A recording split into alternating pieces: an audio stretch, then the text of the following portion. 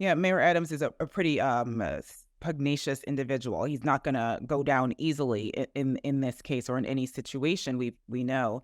And to back to the charges, what do you feel is their strongest case? Bribery is difficult. I mean, I guess wire fraud in terms of, and also the election, the donations where he Yeah. got matching contributions, so Yeah. potentially that as well. But again, and just to play devil's advocate here, I mean, I suppose again the latter, the matching donations, the election potential fraud in that scenario could be difficult to overcome.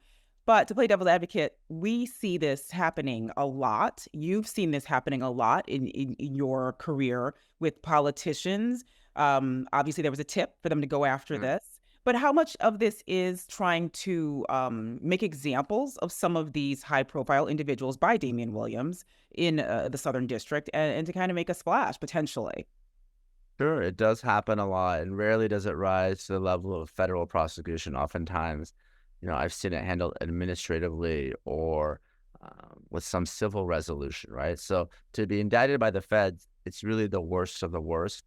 Now, like you said, I think the bribery might be the most difficult to prove. I think it's provable. But when it comes to soliciting contributions from foreign nationals, that's really a bright line. And there are alleged communications with the mayor where he's doing so pretty sloppy. And that's something that Williams actually referenced during his conference. He wasn't careful enough, certainly, in terms of covering his tracks. And with respect to the benefits as well, there are disclosure requirements under city law. You have to disclose gifts that you receive. If it's someone who's doing business with the city, it's a very low threshold, $50 or more.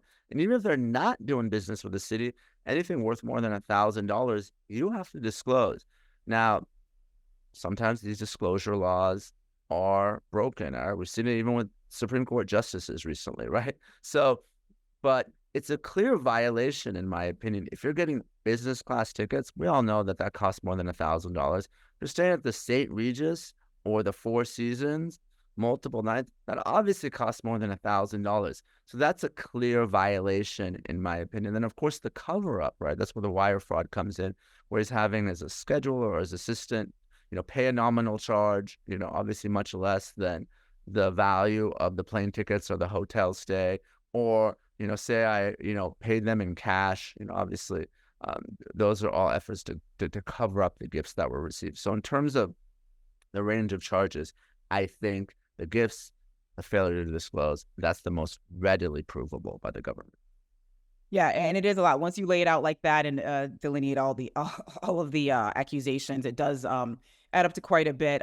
We do know that Eric Adams clearly has great taste with the St. Regis and that sort of thing.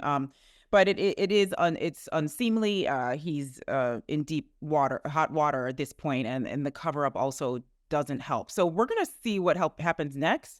What the Southern District of New York comes up with. They are seeking any information, and like you said, they are looking for proffers. They're looking for cooperation. So, Neama, thank you so much for joining me again and breaking this down for us. I really appreciate you being here.